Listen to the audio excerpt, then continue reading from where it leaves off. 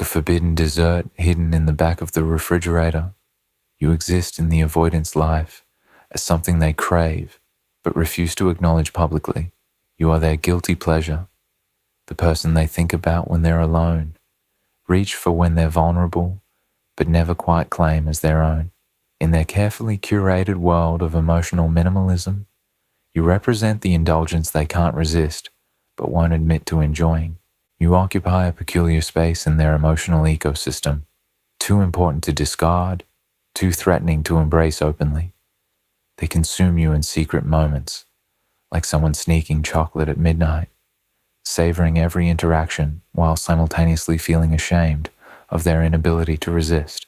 You are the crack in their armor of independence, the evidence that their fortress of solitude isn't as impenetrable as they pretend. This isn't love in any traditional sense. This is compulsion disguised as casual interest, obsession masquerading as mild appreciation. They don't love you. They're addicted to you. And like any addict, they experience a complex mixture of desperate need and profound shame about that need. You make them feel things they've convinced themselves they don't want to feel, need things they've trained themselves not to need. The guilty pleasure dynamic creates a relationship that exists entirely in shadows and margins. You receive their attention when no one is watching, their affection when their defenses are temporarily compromised, their genuine self when they're too tired to maintain their emotional fortress. But come morning, come public spaces, come the cold light of their rational mind, you transform back into someone they barely know. You become their dirty little secret, their emotional vice, their private weakness that must be hidden from the world, and most importantly, from themselves.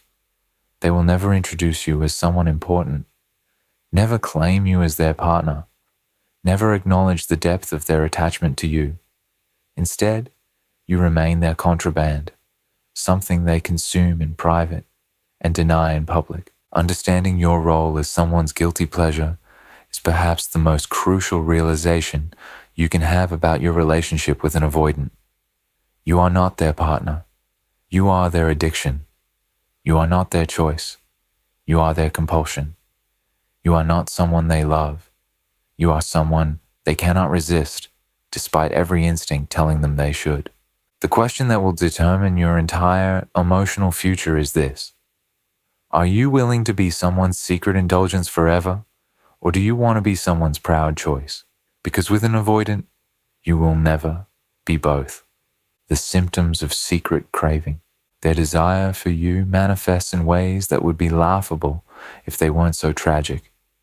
Watch how they consume you in stolen moments, late-night texts that disappear by morning, conversations that happen only when you're alone together, glances that linger just a second too long when they think no one's watching. Like someone sneaking candy while on a diet, they indulge in you when their willpower weakens, then immediately regret their loss of control. They develop elaborate rituals around their consumption of your attention. They'll wait until they're certain they won't be interrupted before calling you, as if talking to you requires the same privacy as viewing inappropriate content. They delete your messages after reading them, not because the content is scandalous, but because evidence of their interest feels too revealing to leave lying around. Their body language around you tells a story their words refuse to acknowledge. They position themselves closer to you than necessary during group settings, but never close enough to draw attention. They remember details about your life with photographic precision while claiming they weren't really listening. They find excuses to extend conversations that should end naturally, then act annoyed that the interaction lasted so long. The most telling symptom is their inability to maintain consistent disinterest. They'll ignore you for days to prove to themselves they don't need your attention, then crack and binge on hours of interaction when their resolve finally breaks. Like an addict measuring sobriety in days without using, they count periods of no contact as victories over their weakness for you. They develop a peculiar form of emotional bulimia around your relationship, gorging themselves on your presence when their defenses are down, then purging through withdrawal and distance When the guilt of their indulgence overwhelms them, they can't seem to find a middle ground between consuming you completely and rejecting you entirely. Their interest in you becomes something they have to manage rather than something they enjoy. They treat their feelings for you like a chronic condition that requires constant monitoring and careful medication. Too much exposure to you, and they lose control. Too little, and they become obsessed with when they'll see you again. Watch how they behave differently around you when you're alone versus when others are present. In private, they become someone else entirely. Warmer, more attentive, more human. The moment a third party appears, they transform back into their public persona of casual indifference, as if your previous interaction never happened. They study you with the intensity of someone trying to solve a puzzle they can't put down. They know your patterns, your preferences, your moods with the precision of someone who's been paying attention despite claiming they don't care. Their knowledge of you far exceeds what casual interest would produce, but they'd never admit to the careful observation required to accumulate such detailed information. The shame of wanting you. Your very appeal becomes a source of deep shame for them, like being attracted to something they know they shouldn't want. You represent everything they've convinced themselves they don't need. Warmth, connection, emotional availability, the messy complications of caring about another person. Wanting you feels like admitting to a fundamental weakness in their character, like confessing to needs they've spent years successfully suppressing. They experience their desire for you as a personal failure, evidence that their carefully constructed independence isn't as solid as they thought. Every moment they spend thinking about you becomes proof that they're not as emotionally self-sufficient as they've claimed. You become living evidence that their fortress of solitude has structural flaws. The shame manifests in their need to justify their interest in you through external factors rather than acknowledging genuine attraction. They tell themselves they appreciate your intelligence, your humor, your practical skills, anything except the simple truth that they enjoy your company and crave your attention. They intellectualize their feelings to make them seem more acceptable. They feel guilty about the time they spend with you, as if every moment of connection is stolen from their true calling of emotional isolation. After spending time together, they often retreat into periods of self-imposed exile, punishing themselves for their temporary weakness. They treat enjoying your company like a moral failing that requires penance. Their shame extends to the realization that you've become important to them, despite their best efforts to remain detached. They pride themselves on their ability to keep people at arm's length, to remain unaffected by others' presence or absence. Your ability to matter to them despite their defenses feels like a defeat rather than a victory. They're ashamed of how they act around you. Softer, more vulnerable, more human than their carefully cultivated image allows. With you, they accidentally become someone they don't recognize, someone who seems to actually need other people. This temporary transformation feels like a betrayal of their core identity. The shame creates a cruel cycle where the more they want you, the more they hate themselves for wanting you. The more they enjoy your company, the more they punish themselves for that enjoyment. The more they open up to you, the more they regret their vulnerability. You become both the source of their greatest pleasure and their greatest self-loathing. They begin to resent you, not for anything you've done, but for what you represent. Their inability to remain perfectly independent, their failure to maintain complete emotional control, their shameful discovery that they might actually be human beings who need connection after all. You become the mirror that reflects back their deepest fears about their own neediness, the public denial. To the outside world, you barely exist in their life. They minimize your importance with the dedication of someone trying to hide evidence of a crime they can't stop committing. When friends ask about you, they respond with calculated indifference. Oh, them? We just hang out sometimes. When your name comes up in conversation, They change the subject with the smooth efficiency of a practiced deflection artist. They refuse to claim you as anything significant in their life, despite the fact that you occupy more mental real estate than anyone else in their carefully controlled world. You become their best-kept secret, hidden away like contraband that could incriminate them if discovered. Their public treatment of you bears no resemblance to their private obsession with you. Watch how they perform this denial in social settings. They'll talk to everyone except you at parties, not because they don't want to talk to you, but because talking to you in public feels too revealing. They'll mention other people's names casually in conversation, but avoid saying yours, as if speaking it aloud would somehow expose their true feelings. They've developed an entire vocabulary of avoidance around acknowledging your existence. Their social media presence tells the story of someone who lives a completely different life than the one you know they're living. You appear in none of their photos, receive no public acknowledgement of your importance, exist nowhere in their carefully curated online persona. They post about casual acquaintances while acting like you don't exist, creating a public narrative that bears no resemblance to their private reality. The denial extends to their refusal to make future plans with you. In front of others, they'll make elaborate arrangements with you privately, then act like they have no idea what you're talking about if you mention these plans around other people.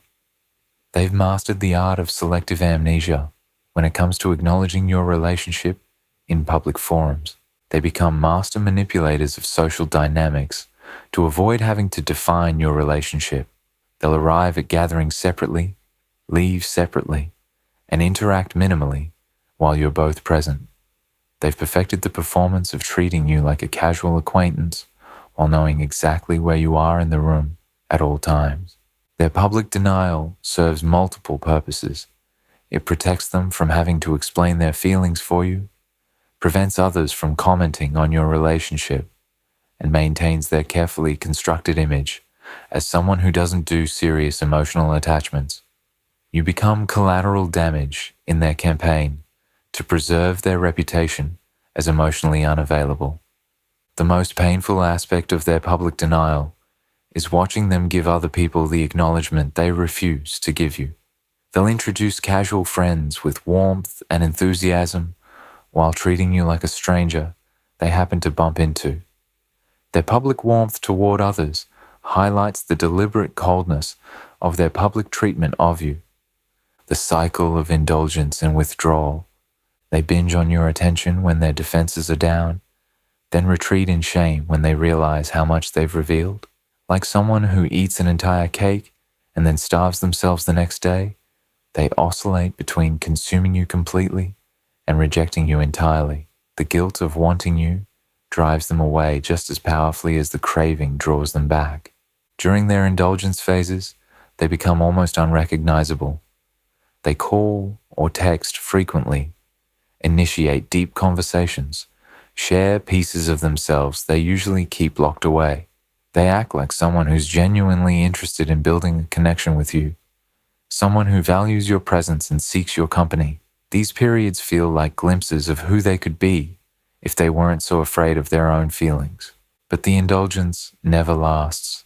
The moment they realize how much they've opened up, how much they've revealed, how much they've allowed themselves to want you, the shame kicks in.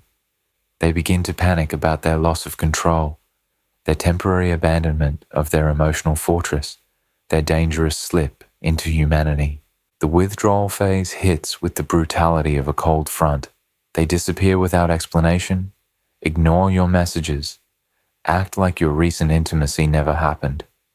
They treat you with a coldness that seems designed to punish both of you for the temporary warmth you shared. The person who was texting you good morning messages last week now acts like you're invisible.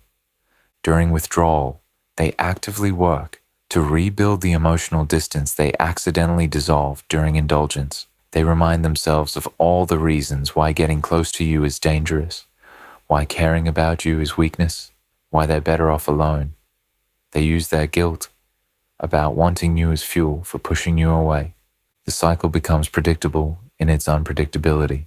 You learn to recognize the signs of an incoming indulgence phase. They start reaching out more, seem softer around the edges, let their guard down in small increments. You also learn to brace yourself for the inevitable withdrawal that follows, the cold treatment that erases all evidence of your recent connection. They seem genuinely confused by their own behavior during these cycles, as if they're watching someone else make these choices. During indulgence, they can't understand why they usually keep you at a distance. During withdrawal, they can't understand what possessed them to get so close. They live in a constant state of emotional amnesia about their own patterns. The cycle becomes a kind of emotional bulimia, where they gorge themselves on connection with you, then purge through distance and rejection. They can't seem to find a sustainable middle ground between complete consumption and total rejection of your presence in their life. The price of being someone's secret.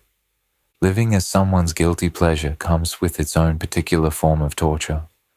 You receive their most authentic self in private, but must watch them perform indifference in public. You become addicted to the moments when their guard drops, when they let you see the person hiding behind their fortress of emotional unavailability while slowly dying from the moments when they pretend you don't matter at all. The contrast creates a kind of psychological whiplash that leaves you constantly questioning your own perception of reality. In private, they're warm, attentive, genuinely interested in your thoughts and feelings. They laugh at your jokes, remember details about your life, share pieces of themselves they claim they never share with anyone. Then you encounter them in public and they treat you like a stranger they met 5 minutes ago. You begin to live for scraps of acknowledgement that would be insulting from anyone else, but feel like victories when they come from them. A text message becomes cause for celebration. A moment of eye contact in a group setting feels like a love letter. You find yourself analyzing every interaction for hidden meaning, searching for evidence that their private feelings for you are real despite their public denial. The secrecy forces you to become complicit in your own marginalization. You can't tell your friends about the depth of your connection because explaining it would require admitting how little respect they show you publicly. You can't seek advice about your relationship because describing it honestly makes you sound delusional or desperate. You become isolated in your own love story. You develop a strange form of relationship claustrophobia, where the most meaningful connection in your life exists only in hidden spaces. Your entire emotional world with this person happens behind closed doors, in private conversations, in stolen moments when no one else is watching. You never get to experience the simple pleasure of being openly cared for by someone who matters to you. The price includes watching them give others the public acknowledgement they refuse to give you. They'll introduce casual acquaintances with enthusiasm while acting like they barely know you. They'll post about random friendships on social media while you remain invisible in their online world. You receive their deepest intimacy, but none of their social recognition. Your self-worth becomes entirely dependent on their private moments of vulnerability, which makes you desperately hungry for any sign that their feelings for you are real. You start measuring your value by how long they're willing to text with you, how often they initiate contact, how much they're willing to share before their defenses snap back into place. The secrecy also robs you of the normal relationship milestones that help people feel secure in their connections. There's no official beginning to your relationship, no public acknowledgement of your importance, no introduction to their family or close friends. You exist in a perpetual state of uncertainty about where you stand because the relationship exists entirely outside normal social frameworks.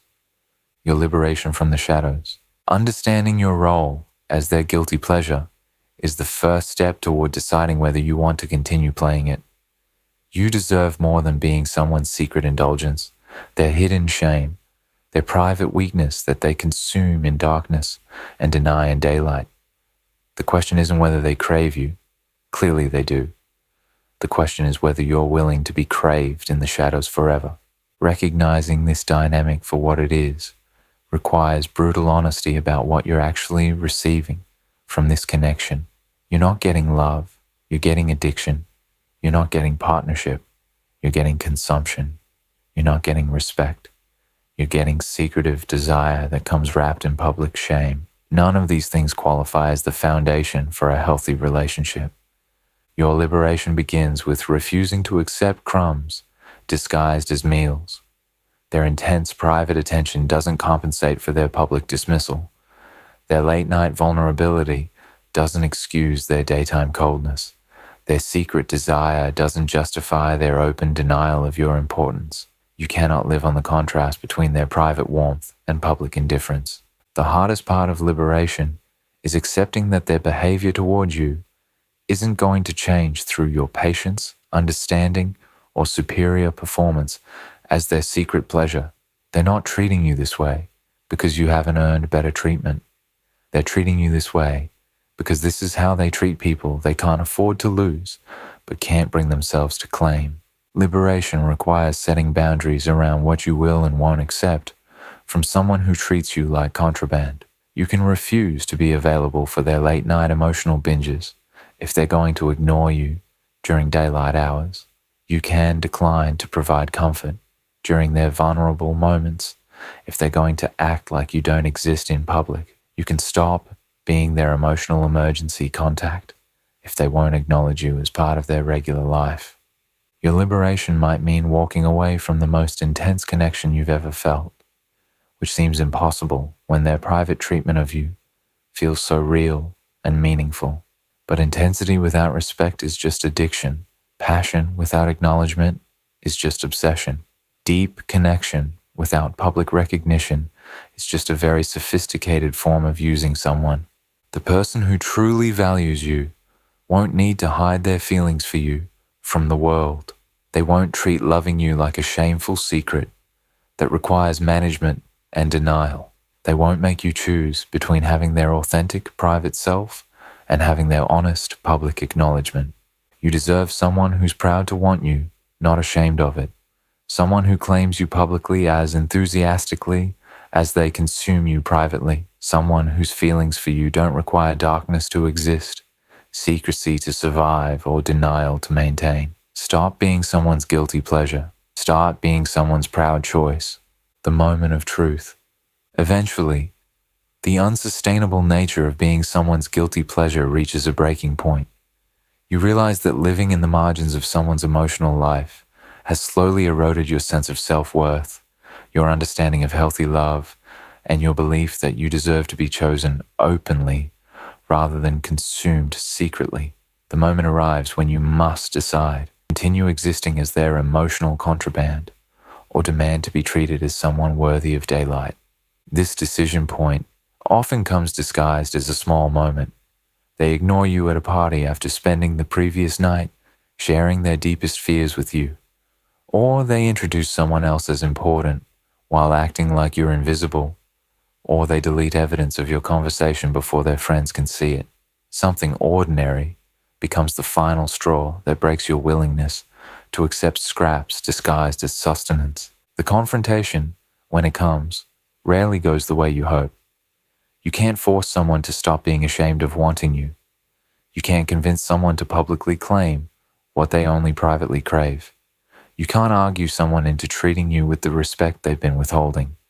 Their response to your demand for recognition usually involves more denial, more excuses, more promises to change that never materialize into actual change.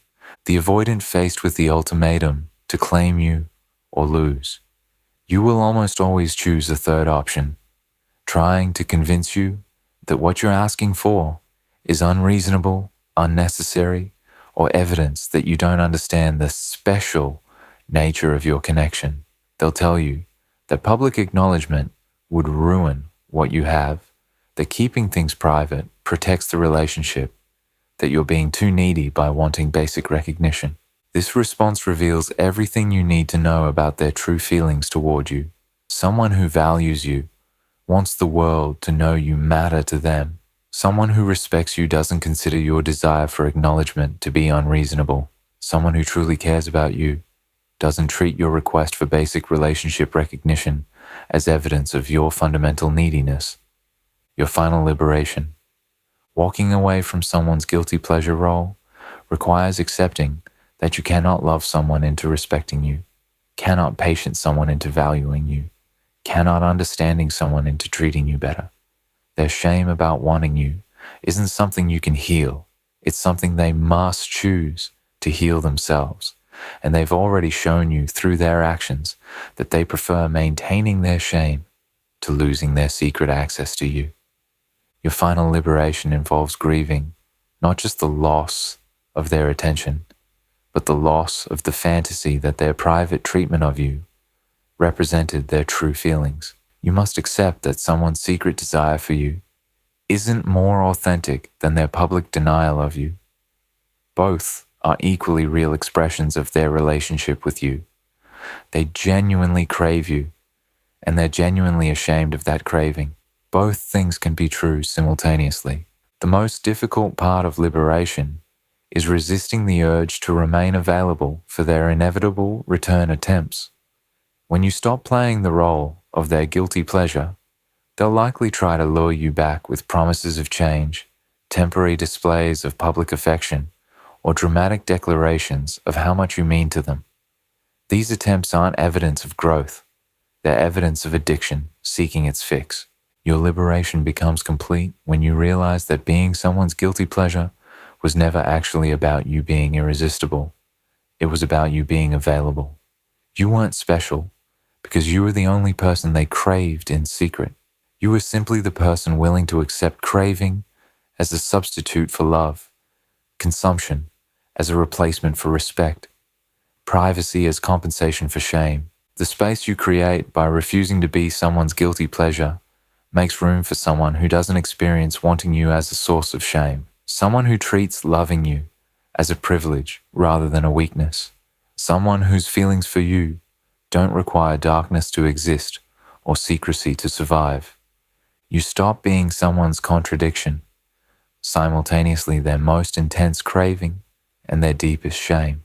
You stop accepting the exhausting role of being both the source of their greatest pleasure and their greatest self-loathing. You stop pretending that someone's private obsession with you compensates for their public denial of your worth. Your final liberation is understanding that you were never their guilty pleasure because you were irresistible.